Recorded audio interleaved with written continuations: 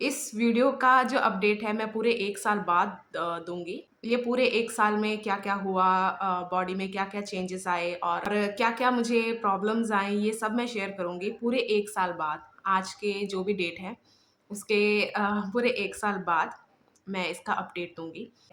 तो मुझे आज जो शेयर करना है वो ये है कि मैं मिल्क प्रोडक्ट्स और सारे मतलब जो भी डेयरी प्रोडक्ट्स हैं, उनको मैं छोड़ चुकी हूँ। अभी 2 ही दिन हुए हैं और ये एक ऐसी चीज़ है जो ऑलरेडी पता थी कि ये हो रहा है, लेकिन क्या जहाँ से हम परचेज़ कर रहे हैं मिल्क वग़ैरह, क्या वहाँ भी हो रहा है ये नहीं पता था। और मैंने बहुत ज़्यादा मतलब बिना बटर घी, मिल्क, बिना घी, बटर, मिल्क या फिर पनीर के बिना दिन नहीं गुज़रता, ये सब मैंने कभी इमेजिन ही नहीं किया था कि मैं मिल्क प्रोडक्ट्स कभी छोड़ दूँगी या फिर डेयरी प्रोडक्ट्स कभी छोड़ दूँगी। और मेरे लिए बहुत ही ज़्यादा अजीब था जब मैंने ये डिसीज़न ले लिया था। क्योंकि जैसा मतलब हम सबके घरों में होता है, बिना दूध के इमेजिन ही नहीं कर सकते कि बहुत सारा जो कैल्शियम, ईटीसी हम कहीं और से हमें मिलेगा ही नहीं। तो सबसे रिच ऑप्शन होता है मिल्क। तो इसे जब छोड़ने की बात भी करते हैं घर में, तो कितनी ज़्यादा डाँट पड़ती है। मतलब एक होता है ना कि अगर आप पूछो, कोई लैक्टोज़ इंटॉलरेंस नहीं है मेरे अंदर और ना ही मैं वेट कम करने के लिए, मतलब ये इसलिए नहीं है कि मैं अपने शरीर में कुछ चेंजेस लाना चाहती हूँ, बिल्कुल भी नहीं। इसका सोल रीज़न सच में यही है कि जो एनिमल क्रुएल्टी होती है, उसी के लिए ही है और मैंने फर्स्ट स्टेप जो लिया था वो था वेजिटेरियन बन के। ये कोई एहसान नहीं है, मतलब फर्स्ट स्टेप कि मुझे जो गिल्ट फ़ील हो रहा था उसकी वज़ह से फर्स्ट स्टेप मैंने ये लिया था। और अब ये सेकंड है, बिल्कुल भी घरवाले इस चीज़ से खुश नहीं थे। उन्हें बहुत ही ज़्यादा गुस्सा आ रहा था कि अलग-अलग लोगों को सुनोगे तो अलग-अलग बातें होंगी और उनकी सोच अलग है, हमारी अलग है। लेकिन अच्छी बात ये है कि जो वो खुद भी ये सब प्रोडक्ट्स मतलब कंज़्यूम कर रहे थे, उसके बाद जब उन्हें पता चला कि शरीर में इसके कोई एज़ सच बेनिफिट्स नहीं हैं और हैं भी, तो इनके जितना ही नेचर में भी अवेलेबल है। मतलब इन वेजिटेबल्स में भी अवेलेबल है। तो इस वजह से मैं आपको ये नहीं कह रही हूँ कि आपको भी यही बनना है। देखो, अगर आप लड़ने जाओगे ना किसी से भी, या आप अपने लाइफ़ में नोटिस करना, जब भी हम किसी से पहले लड़ने जाते हैं ना, पहले लड़ाई खुद से लड़नी पड़ती है। क्योंकि हमारा दिमाग भी क्वेश्चन करता है, फिर सारी प्लानिंग सब कुछ और कंटिन्यूअस फाइट एक खुद के अंदर भी चलती रहती है। तो अ, अगर आपने कोई डिसीज़न लिया है ना? और उसका वो डिसीज़न आपके अंदर पक्का क्यों हुआ है, वो आपको पता है। जैसे अगर मैं अपनी सच बताऊँ मेरा पास्ट बताऊँ तो मैंने आपको बताया कि मैंने मिल्क प्रोडक्ट कितना मतलब मैंने बहुत ज़्यादा खाया है यार, बहुत ज़्यादा। और एनिमल्स को लेके मैं बचपन से ही मैं बहुत बहुत बड़ा सॉफ्ट कॉर्नर है मेरे अंदर। मुझे इतनी डाँट, मार पड़ती थी। मैं आपको अगर 2 स्टोरीज़ ऐसी बता दूँ, याद है मैं ना छुप-छुप के रोटियाँ या फिर मुझे जो खाने देते थे रोटियाँ, वो मैंने ऐसे कहीं छुपा लेना, जेब में रख लेना, ये सब मैंने बहुत किया है। छोटे से ऐज में, और मैं उनको जा-जा के रोटियाँ देती थी क्योंकि ना वो ज क्योंकि बचपन में इतना होता था कि हाय उसने मेरे हाथ से रोटी लेके खा लिया और इतना बड़ा जानवर है वो, आपको ऐसे प्यार दिखा रहा है, तो वो एक किक होती थी अंदर से, मतलब मोटिवेशन ये था। पूरा समझने सबका इतनी अक्ल नहीं थी, बस ये था कि मोटिवेशन है, इतना बड़ा जानवर है, वो मेरे हाथ से रोटी खा रहा है, बस यही एक किक थी। और फिर बर्तनों में पानी जा-जा के रखना, बहुत बार मुझे मार भी पड़ी मम्मी से। पापा से इतनी नहीं, लेकिन फिर भी पापा मना करते थे कि मम्मी ने जो कहा है वही मानना है। तो मुझे बहुत, और मैंने इतने सारे बर्ड्स पाले हैं ना, क्योंकि ना अगर आप लोगों को पता हो, बर्ड्स कुछ बर्ड्स जो होते हैं छोटे वाले, वो बड़े बर्ड्स के डर के वजह से या फिर जानवरों के डर की वजह से ना, जहाँ इंसान रहते हैं वहाँ अपना घोंसला बना लेते हैं। तो मैं क्या करती थी, जैसे हैच हो जाते थे और उनके पूरे, क्योंकि मम्मी ने बताया था पूरे पंख आने से पहले, आँख खुलने से पहले बिल्कुल टच भी नहीं करना होता। तो मैं क्या करती थी, जब वो हाफ़ ऐसे हो जाते थे ना, बड़े-बड़े से हो जाते थे, मैं उठा के ले आती थी। फिर उनके उड़ने तक मैं उन्हें घर पे रखती थी। उनके पेरेंट्स भी आ जाते थे, जैसे घर के अंदर आ जाना सब कुछ। तो ये होता है ना कि बहुत डाँट पड़ती थी, क्या पागलपन है, ये है, वो है। लेकिन कभी समझ नहीं आया कि लगाव है क्यों जानवरों से? कभी भी नहीं समझ में आया। तब तो ऐसा था कि हाय पालने में जो किक आता है, मतलब वही अंदर से जो मोटिवेशन आती है, थ्रिल महसूस होता है, उसकी वज़ह से करते थे ये सब। बड़े होते-होते, क्योंकि ये एक बैकग्राउंड है मेरा एनिमल्स को लेके, तो बड़े होते-होते जैसे एनिमल्स का कुछ रिगार्डिंग कुछ भी होता था, उसमें पार्टिसिपेट करना या फिर सुनना, उसे समझना, ये सब नेचुरली आ गया। और ये जब दूध का ये जो है ना डेयरी वगैरह का, ये सब मैंने भी वीडियोस देखी हैं। पीपल फार्म की वीडियोस मैंने बहुत सारी देखी हैं। वो बाकायदा मतलब वो पूरे प्रूफ के साथ बात करते हैं इसलिए भी। तो ना ये क्वेश्चन, ये गिल्ट बहुत पहले से था मेरे अंदर। लेकिन एक हम सब होता है ना, डिफेंड करते हैं, अगर हम किसी चीज़ को पसंद करते हैं तो हम डिफेंड एंड तक करते हैं कि जस्टिफाई हो जाए कि मैं ऐसा कर क्यों रहा हूँ, कर क्यों रही हूँ, है ना? तो मुझे ऐसा लगता था कि जहाँ से हम दूध लेके आ रहे हैं वो ठीक है। अब मैं आपको एक बैक स्टोरी बताऊँगी, और ये मैंने घर जाके भी बोला था, और अभी मैंने क्यों परमानेंटली छोड़ दिया वो भी बताऊँगी। तो पंजाब में जब हम रहते थे, दूध लेने जाना पड़ता था, वो एक डेयरी फार्म था। तो वहाँ दूध लेने जाना पड़ता था क्योंकि बहुत लोगों की कंप्लेंट हो जाती है ना कि अगर वो दूध लेकर आते हैं तो उसमें मिक्सिंग है, पानी ज़्यादा है, ईटीसी। तो उन्होंने इन सब झंझटों से हटने के लिए बोल दिया कि वहाँ गाँव में जाना पड़ता था। जैसे हम रहते थे थोड़ा सिटी टाइप, तो हमें जाना पड़ता था। तो वो भी दिन थे, दोस्तों के साथ ऐसे चले जाते थे दूध लेने।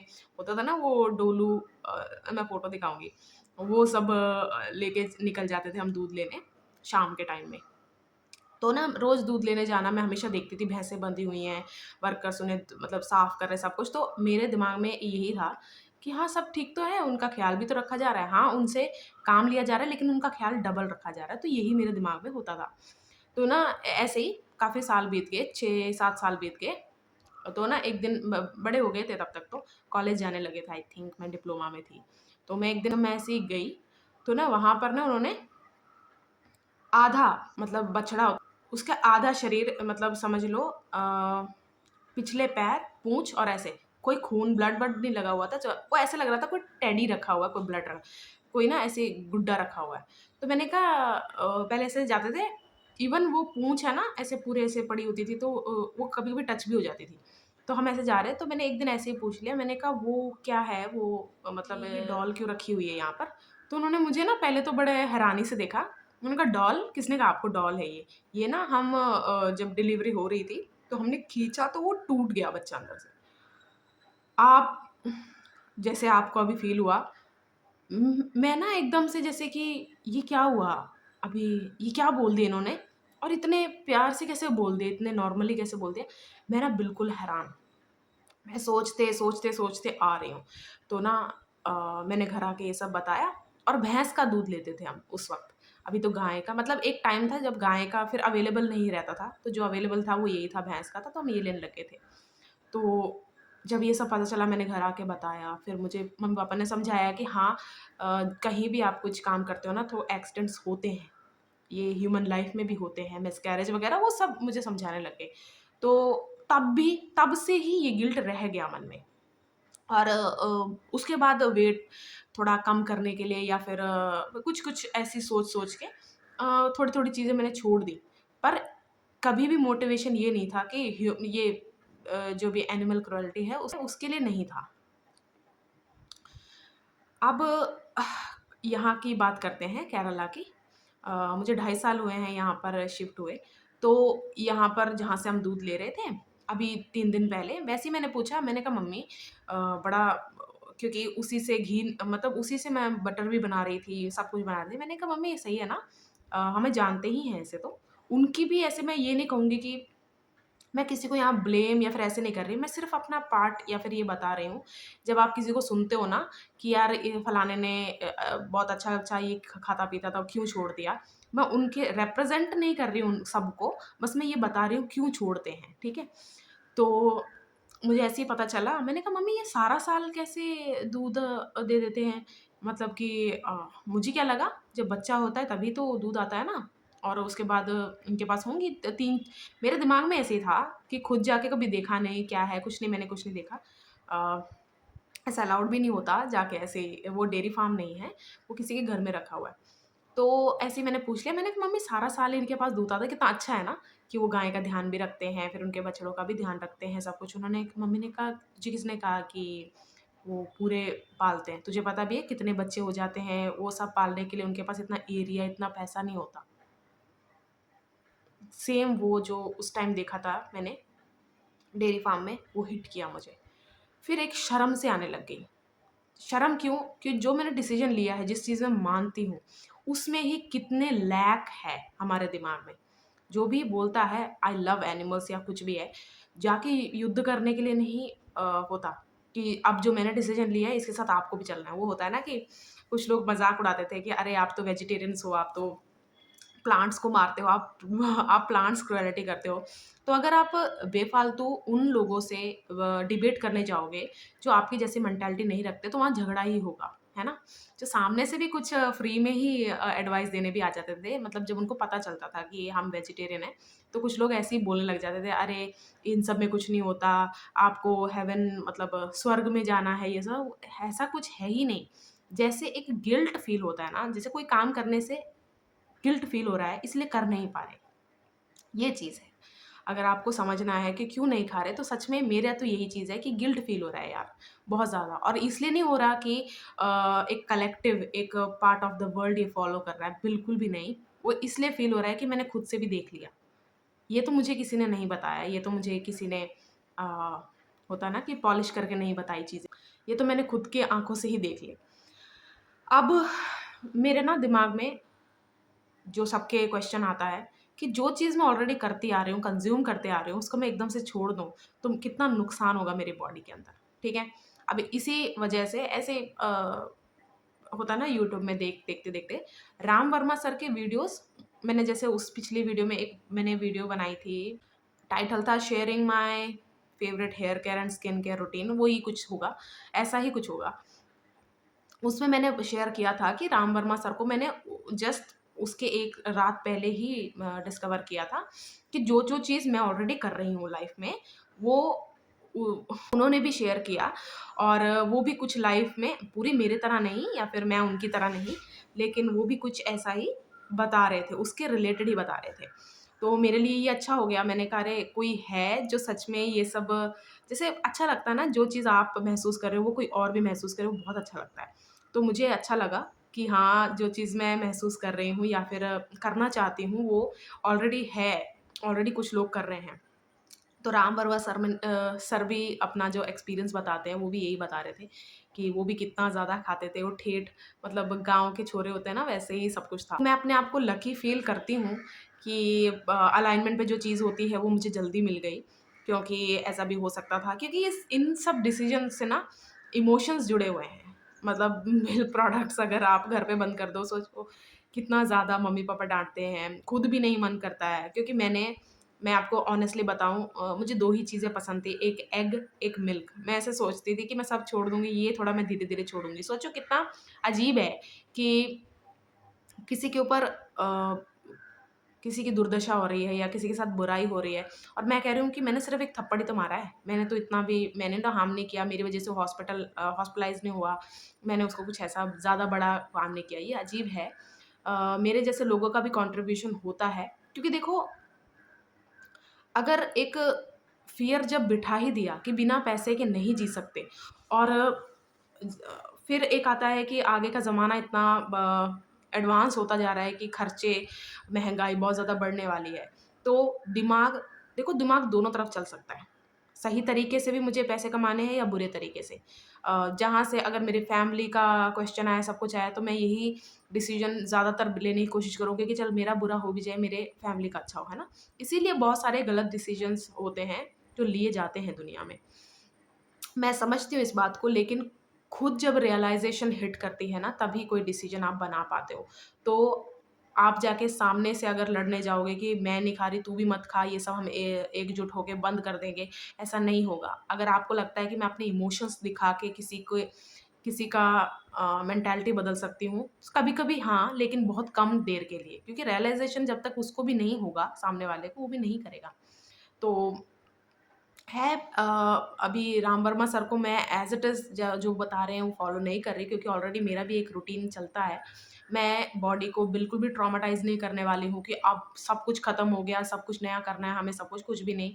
मिल्क की जगह क्या ले रही है उसके सब्स्टिट्यूट होता है ना कि वो क्या है, कुछ भी नहीं अभी मैंने सोचा है। वही जो यहाँ पर साउथ इंडिया में बनता है, केरला में बनता है, उसी में कुछ-कुछ ऑप्शंस मैं देखूँगी। बॉइल्ड सूपी, मुझे सूप बहुत पसंद है। पता नहीं मुझे सूपी फूड्स बहुत पसंद है, ठीक है। स्टर फ्राइज़ होते हैं, ये सब स्टर फ्राइज़ हो गए, बॉइल्ड हो गए, एक होता है ना भून के खाना, वो भी हो सकता है। ऑप्शन में अभी हैं चीज़ें, ऐसा नहीं है कि नहीं है बिल्कुल भी।